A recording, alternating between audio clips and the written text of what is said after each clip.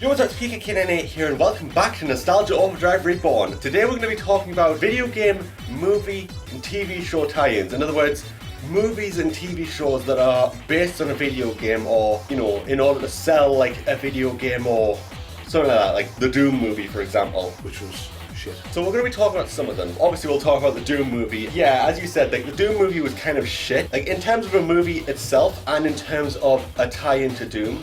It was more tied into Doom 3 since that was the most recent Doom at the time. Even then, like even with Doom 3 itself, it was kind of unfaithful because Doom itself is meant to be like, oh, you're going around, oh, you're shotgunning fucking demons in the face. Yet Doom 3 for some reason went for a more horror aesthetic, which is not really what Doom was meant to be. Well, I only played Doom on the 32X and I didn't play it that much because I even thought the game on the 32X was crap.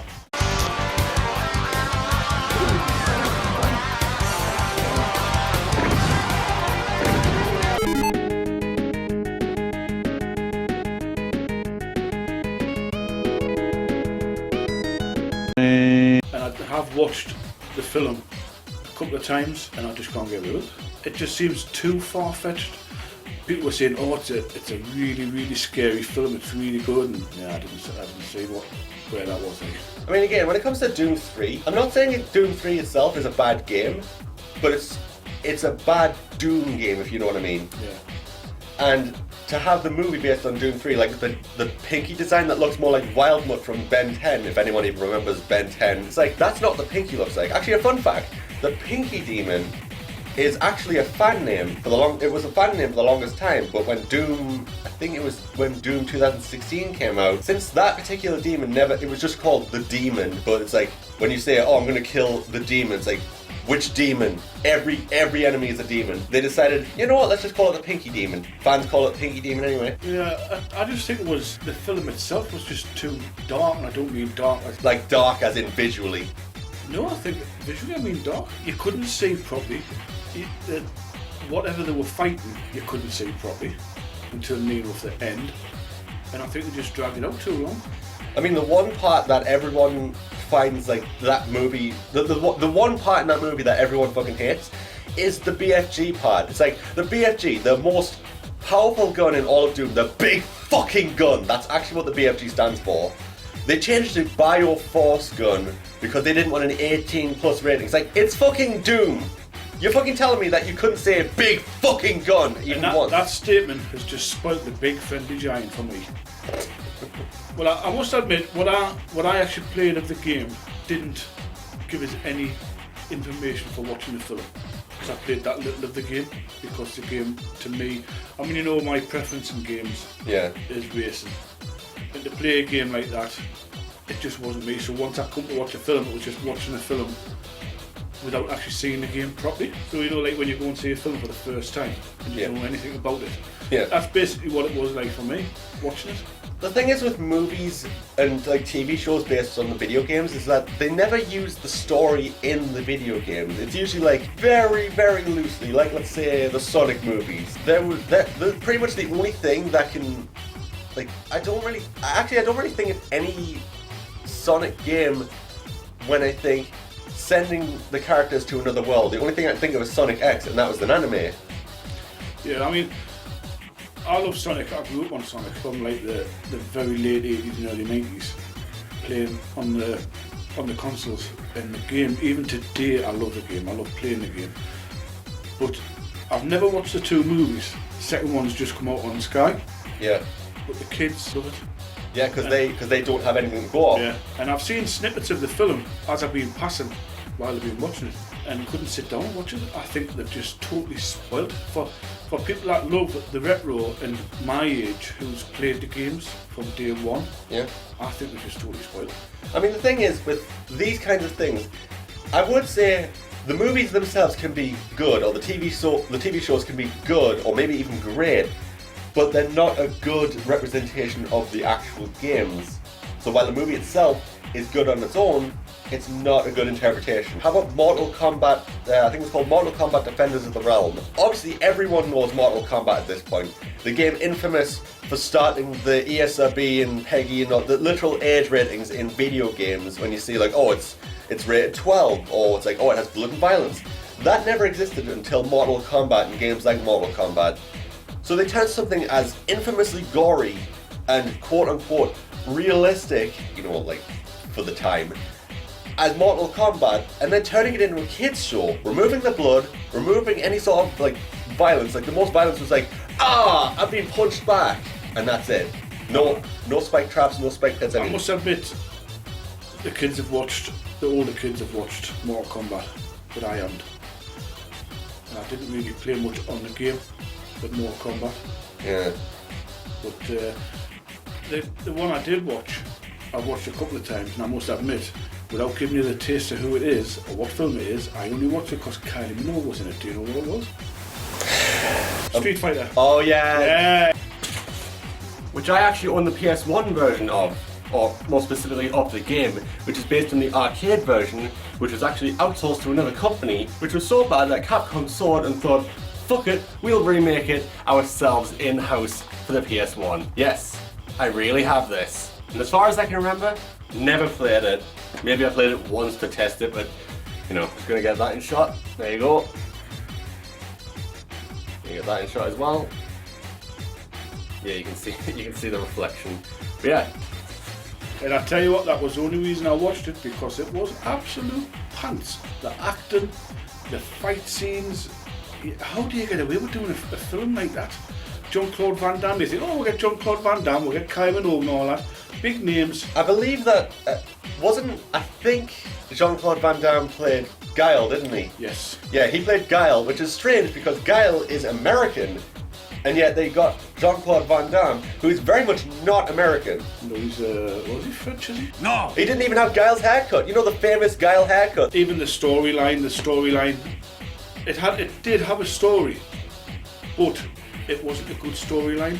Yeah. And the acting, I can't believe the acting. It was like a real low budget film. There's actually a scene in that with, what's it called again? Raul Julia, I think that's his name. Oh yes, who played... M. Bison.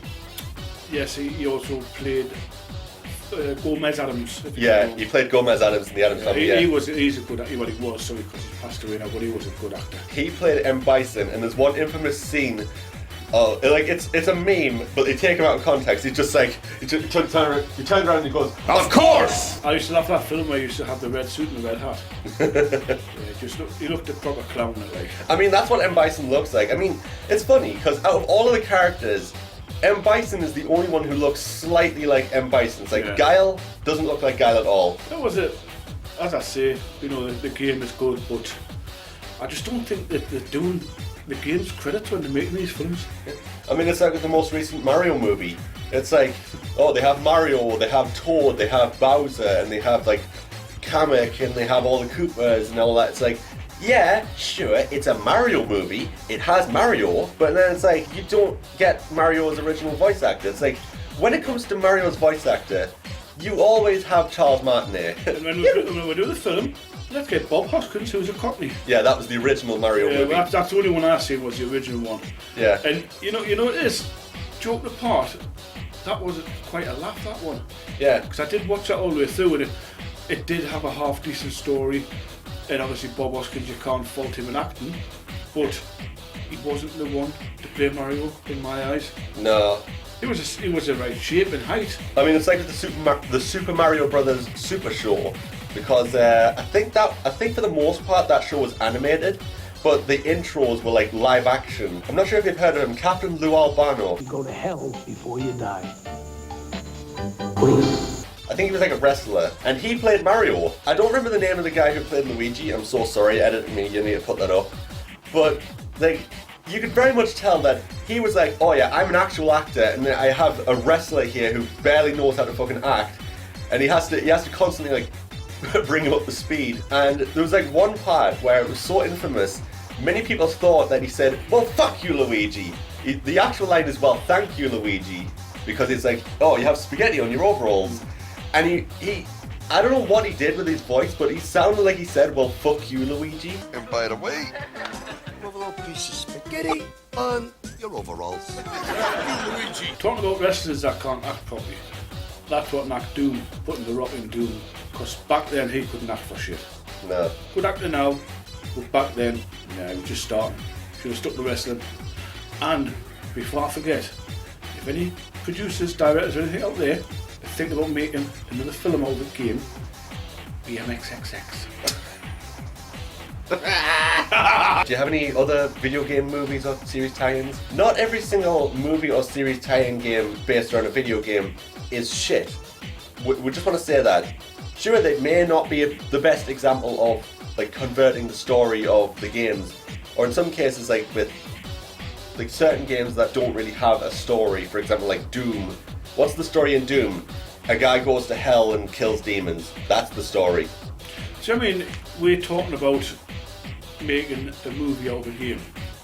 What about the games that's been made out of a movie? Like Ghostbusters, their films are good. Yeah. Jurassic Park, their films are good. And they made the games after the movies. Yeah. I think going that way, most of the films, I mean, look at even Aladdin, what we played the other day. Oh yeah, the Genesis and Mega Drive version of that game is fucking great. And that was obviously made after the film. Yeah. When they're doing it, to me, when they do it that way, when they make the game after the film, I think because you've watched the film and then you want to play the game and you think, hey, it's good this. I mean, there were some times when, I mean, as shit as the Matrix game was, the Matrix game was like, obviously it wasn't made by the people who actually make the Matrix movie, but the story was actually directed. So in other words, it technically made the Matrix game an official sequel before the official sequel. So technically, I mean, the game itself is complete shit, but it's like, I mean, the first one is alright, then the second and third one are kind of just like, what the fuck is happening here? Yeah, I must admit, the first one I've watched a good few times. The second and third one I actually only watched this year. It had just become too far-fetched. I've got the fourth one ready to watch on Sky, and I've never bothered watching it because the second and third one just seemed to go right off the rails. You know, speaking of the Matrix, there was actually a bunch of like spin-offs, and there was actually one that was like it was like an anime. I think it was called like the Animatrix. I mean, obviously it was very anime-esque. I think there was one scene of a guy like breaking the Matrix where he's like this like runner, or like he's like an athlete, and he's going so fast that he's literally breaking the Matrix with how fast he's running. And it's like this thing with like the Mr. Smiths, and they're like, no, you're coming back with us. And he's like, no, he's too fast. It's kind of an interpretation. Imagine if that was playable. Like, how would you translate something like the Animatrix into a video game? Either way, when you need to translate a game to a movie or TV show, or a movie or TV show to a game, you need to think, how will that work? Like, how can I play this movie in a video game, or how can I watch this video game as a movie? That's why a lot of the times that they're just not based on the story in the game, or like they usually just go for their own thing. Like the Sonic Sat.AM cartoon, or as it's officially known, Sonic the Hedgehog. But of course, you know, it's like I say Sonic the Hedgehog, what am I talking about? Am I talking about the animated show? Am I talking about the movie? Am I talking about the game? It's just Sonic the Hedgehog. Yeah. So people say Sonic Sat.AM. And sure, it's like it really had nothing to do with the actual games at the time, but it was so influential that the term Mobius, which soon became official, it actually became official, like the name of Sonic's home planet became Mobius, because that was introduced in Sonic Sat.AM. They really didn't have much of a story, to be perfectly honest. Like the most story was like Eggman was going and kidnapping a bunch of animals and put them into robots, and the Sonic CD was like, oh, Eggman wants to capture Little Planet and mess with time. Well, I must admit, I've always just played the normal Sonics on the Sega, and then when you showed us the games you've got, you've got all these different characters in Sonic. Yeah. And that just blew my mind. That I didn't realise there were so many. Oh yeah, like Sonic has so many friends. It's like there's the original three. There's obviously Sonic, Tails, Knuckles, but then there's Shadow, there's Rouge, there's Omega. That's not even scratching the surface of all the characters, by the way. But then you think, like, again, back to the movie. It's like it's almost like the Sonic movies are trying to retell Sonic's origin story. It's like with how Sonic meets Tails and how he was bullied for having like two tails from all the other foxes. Like that's canon. I'm not sure how long that story's been in Sonic. I'm not sure if that was even in the original. But it's like when you're trying to retell a story in the form of a movie, like taking the original game's lore and then try to translate that into a movie, but adding your own spin on it, it can work. For example, I still say that the Castlevania Netflix show is really fucking good. Sure, it might not be entirely faithful to like the Castlevania lore, but it's still a fucking great show on its own. It's very obvious that some movie directors just have no idea about the original games. They're just like, oh yes, game exists, make movie. Money. That's it. In the day, it's all down to how much they can make. Yeah. What they can make with it. So anyway, we've been your hosts, Nostalgia Overdrive Reborn. This has been movie and TV show tie-ins to video games, whatever the fuck I'm going to call it. And you've all been fantastic. So until the next video, we say bye-bye. Bye-bye.